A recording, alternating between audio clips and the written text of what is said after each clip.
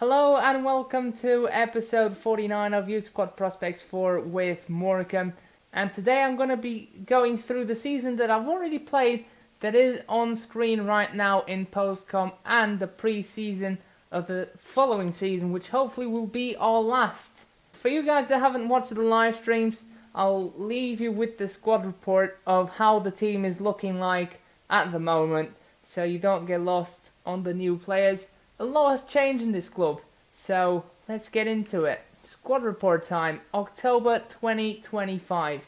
Liam McNeil overall of 88, Yannick Mallet overall of 84, Alessandro Falco overall of 86, Boban Teka overall of 77, Ivan Mitrovic overall of 80, Morgan Lewis overall of 75, Borna Piaka overall of 81, Michelle Gallo overall of 83, Elwyn Cunningham overall of 71, gone up by 1, Diego Farago overall of 81, gone up by 1, Maktar Wagwe overall of 83, gone up by 1, Will Harries overall of 83, Lucas Rogerson overall of 76, Gary Contreras overall of 85, Domenico Sepe overall of 82, Pablo Alfonso Criado overall of 82, Jonathan Wilson overall of 77, Hubert Blanik overall of 84, Ronan Fanning overall of 76, Thomas O'Byrne overall of 74, Davide Deloglio overall of 85, Eliseo Miranda overall of 61, Theodor Vladimirescu overall of 78, Ivan Cuesta overall of 57, Enrique Abelardo overall of 67, gone up by 2, Jakob Bartos overall of 70, Jordan Morris the Ginger Ninja overall of 81, gone up by 1, Lance Watson overall of 74, gone up by 1, Yami Raikkonen overall of 67, gone up by 1, Oscar Moyano overall of 60, Valentin Hurtado overall of 68, Nils Johannesson overall of 84, Sean Baker overall of 75, gone up by 1, Mikael Svensson overall of 78, gone up by 1, Nicholas Wilson overall of 77, Salomon Fuentes overall of 63, Hikaru Matsuya overall of 79, Lino Cortez overall of 83, Callum Townsend overall of 79, Andrea Bragnoli overall of 84,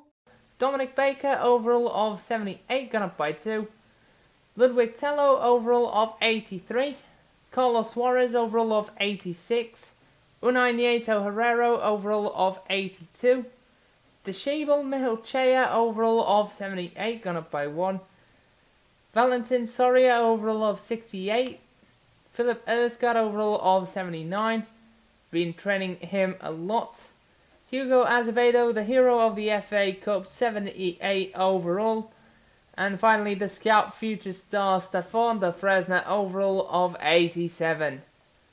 Just a quick note before we get into this episode, if you want to pause the screen at any moment to check any details about what happened in the meantime, feel free to do so. So I'll leave you with the 2025-2026 season in Postcom. Enjoy! So here we go, first game against Brighton, and they were top of the table. Yes, that is correct, not very often you see that. And they actually went on to prove why they were top of the table in this game. We went not 1 but 2-0 down. And we were against the ropes here, but we got one back before half-time. Good combination there between Cortez and de Fresne. And a good save there from McNeil just as we head on to the second half. Very well fought game. The lads did impress me. And in the 90th minute, great through ball by Johannesson and Gallo finishes. How many times has that happened? And yet again, that partnership has saved our bacon against Brighton. But I was impressed with them.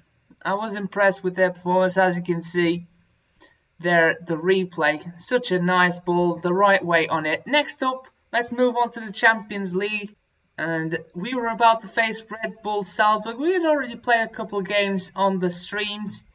And got a bit lucky here with the goal with Gallo, but then again, it all comes full circle in the end. From the kickoff glitch, Red Bull Salzburg equalised, and from that poor header from O'Byrne that was trying to head it out for a corner. And fortunately, justice was made in the result, but I was so pissed off at their antics during this game that I got not only Niels Johannesson, but Gallo as well sent off for those hideous challenges they've just seen.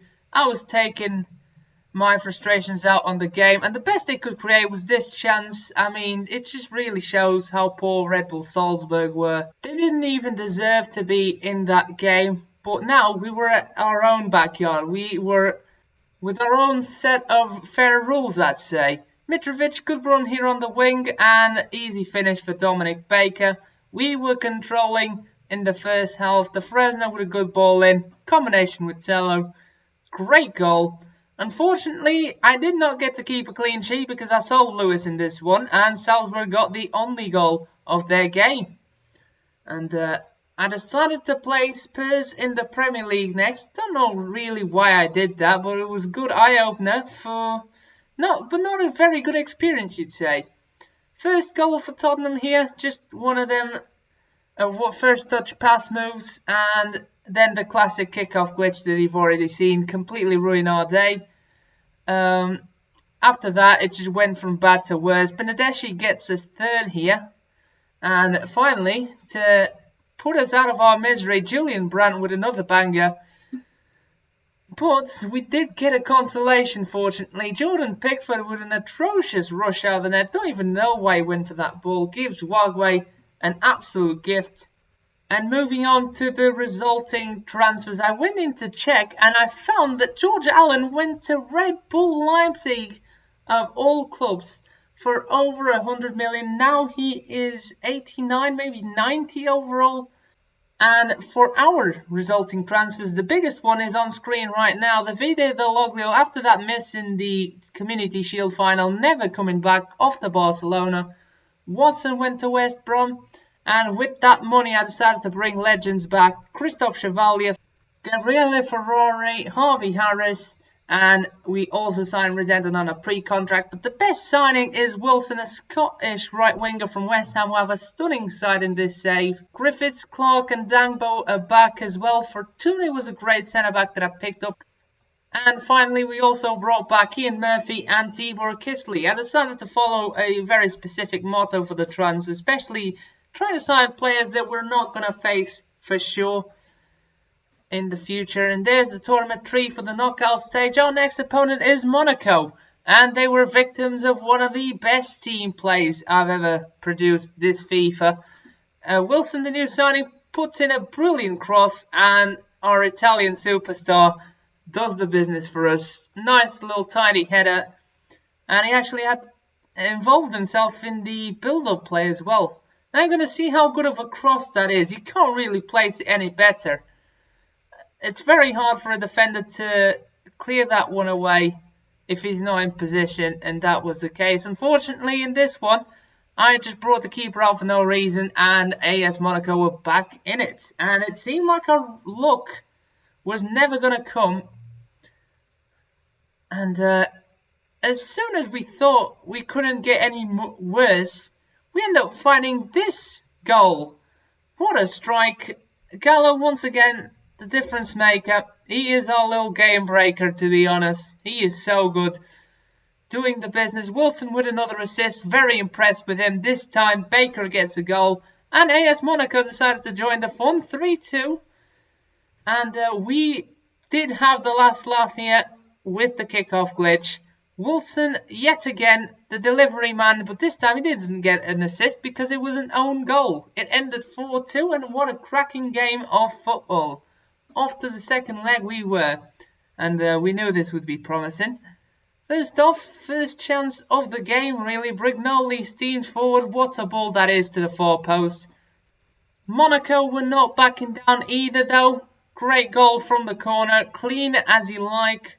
But McNeil wouldn't let them score anymore. He was phenomenal in this tie, as he is normally. Great ball there, and Johannesson gets a goal for himself. Not really what he tends to do by Nieto Herrero. Great through ball. Maybe he shouldn't have been a striker because he clearly can't finish his dinner, like you just saw there. He is a very good dribbler, very good passer of the ball, but he's not a finisher. Come on. Anyways, we got a third, which definitely sealed the tie. from Blahnik, and we also got a fourth here. Brignoli with an easy finish. Monaco throwing everything at it, but we capitalised on the counter. Next up, we get Real Madrid of all clubs in the quarterfinals of the Champions League. And gotta say, very impressed with the team at this point, but I did not expect us to go through. And what I have to tell you is a wonderful surprise. What a ball by Matsuya. We ended up picking the lead after just 4 minutes. Yes, I did not expect to be winning after 4 minutes. Yet again, Tello pops up with a header. That's 2-0 in the second half. And finally, to seal things off, the Ginger Ninja slots through Baker, who puts it into the back of the net. That's 3-0 at the Santiago Bernabeu. And we also had space for a couple of McNeil wonder saves. He has been on point both as a goalkeeper and as a captain. Wow, just out of the blue, I did not think we would even win this game. And so the second leg was more of a chilled one. I decided to throw in the first team, see how they do. And we started off with a very awkward goal, but it does live up to Morris's nickname. He just got that goal like an absolute ninja. We didn't even thought he was in contention. Then again, I sold one of my defenders and Real Madrid got their consolation for the tie. But they were out, no match for us. Next, it would be Dortmund in the Champions League semi-finals. And they had a stunning side with Ruben Neves as their main man, and Dembele up front was wrecking havoc. Pulisic got a second goal, and we eventually found ourselves put to the sword in that first leg. We knew we needed more in the second. Man United and Barcelona in the other semi-final. There's a tree that I forgot to show in the first leg. And yeah, more of the same at the start. Dembele once again scrolls through the defence, just no sense of urgency to mark him. But we did end up fighting back. We did not throw the towel just yet. But Dortmund, you once again in the driving seat of the second leg. And they put the nail in the coffin with this third goal. Once again, the defence just not quite good enough to make up for McNeil's brilliance. And we ended up at 4-1 midway through the second half. We did get one back here through Tello. Great little succession of through balls, but that was it for our campaign. Very disappointed with the defence in the semi-finals, but I guess Dortmund were a good side. Here are the final signings, the final 5 signings that I'm going to make. And I'll show you the squad report in a second. But first, we need to cover the pre-season, and we ended up facing the Logos Barcelona. And story time, we did face Barcelona in the last pre-season, in the live streams, if you don't know, and we lost to them. So I needed to get my revenge back. And that was going pretty smoothly until at the end of the first half when they got that kickoff glitch goal. I mean, I could count them, but I got better things to do. In the end, we got our revenge. Moreno with the through ball and Baker with the chip. Seriously, what are the goalkeepers doing with chips this year? I don't get it. Always goes over their head. Anyway, we drew with Guan 2-2, and that meant that we was going to go down to the final day against Juventus. And this was a cracking game, and it started off with probably the best assist of my FIFA cycle. And unfortunately, this is after the awards that we did as a group of YouTubers. Big shout out to Bearhounds, JJ Loza, Mamungu, Long Live Patback, Touring Bus, Tomahawk, and JB3 for letting me participate in the Youth Squad Awards. Links in the top right, and this was about some of the best highlights of our series. Go check that out. Massive shout out to them. You deserve to go and watch their content. They make the same content as me. And back to the game. We unfortunately found ourselves in the back seat here. But we did give the CPU a taste of their own medicine. Flores from the kickoff glitch. Slots it past the goalkeeper. That's 2-2.